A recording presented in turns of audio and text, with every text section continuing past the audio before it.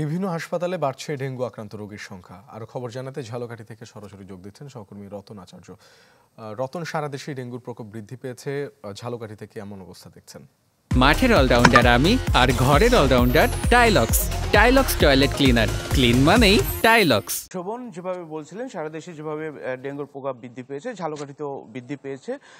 তো চলতি বছর এখন পর্যন্ত ঝালকাঠিতে 180 জন রোগী কিন্তু চিকিৎসা নিয়েছেন। তো আমি রয়েছি এই মুহূর্তে ঝালকাঠি সদর হাসপাতালে। এখানে 2 জন রোগী ভর্তি রয়েছেন।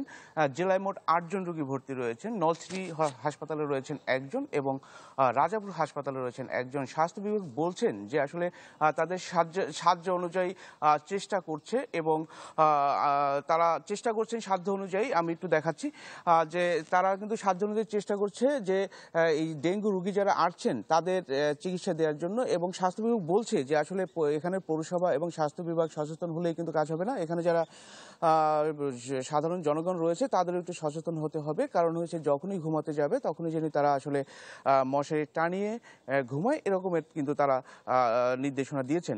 এছাড়াও কিন্তু ঝালকাঠিতে একটা আশার খবর হয়েছে যে ডেঙ্গু রোগে আক্রান্ত হয়ে এখন পর্যন্ত কিন্তু আসলে কেউ মৃত্যুবরণ করেনি।